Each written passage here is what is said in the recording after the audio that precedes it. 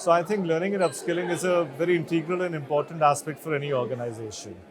The strategies that we take is to how learning needs are something that we address on a year-on-year basis. Ways to capture that, ways to complete, ways to track completion and traction, and also how these needs may need a diverse strategy or a diverse input from the team every now and then.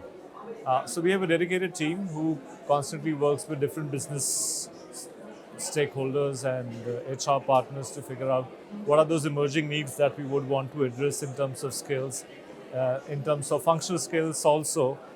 That's something which is out of my scope, but I majorly, as I said, take care of capability building in the organization and how we can customize it by creating those solutions in-house. At times we also take industry expertise. How do we bring in that variety of learning experience to our people within the organization remains a prime focus. So these are certain ways through which we try and make sure that learning is continuous, it's up to date, it's relevant to people, and it is also addressing certain emerging needs in the organization. So I think ways to determine what would be the future skills in the organization is also to look at the changing environment in industries. So I think every industry goes through a certain amount of transformation. We also see how generations have changed over a period of time. What kind of an impact would the younger generations and workforce have on the future of the organization would play a critical role. And that's where we would want to balance all these elements and figure out what would be those top 4-5 skills which would be relevant in the coming few years. We all know that whatever we classify as the top 4-5 skills would eventually become redundant. So the intent is to constantly innovate and be on top of it. But yes, you have to take into account different dynamics, starting from how the world is changing, how the economy is changing, how the industry is changing, how your customers are changing, how your people who would work for you are changing, what their diverse needs and demands are, and how do you cater to them as an organization. So that's probably how we work in figuring out what would be those future skills. I think technology has a major role to play.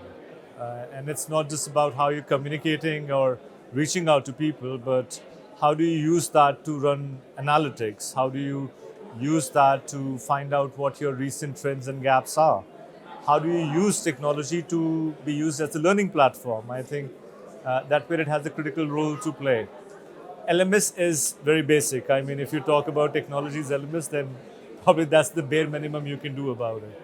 But how can you use the same technology to run analytics to find what your required learning solutions would be? How learning can be used as a tool itself for our future generations, I think that has a critical role to play. I think that's one question which organizations have been trying to answer for years and years. And a lot of them have been able to do that beautifully, and a lot of them are still struggling it. The way we approach towards it is that for any learning program, we would want to define the outcome beforehand. So whether it's a monetary return on investment, whether it's a cultural transformation, whether it's a skill gap, whether it's the experience that the end users and customer will experience, is something we would want to define beforehand. And once you've predefined those goals, and as Stephen Covey says, always start with the end in mind, then you're probably struggling less in terms of how to measure that return on investment. But you can monitor in terms of culture, revenue, cost, practices, behaviors. There are different ways to measure it, but I think you have to define it beforehand, before even you design a learning intervention or a framework.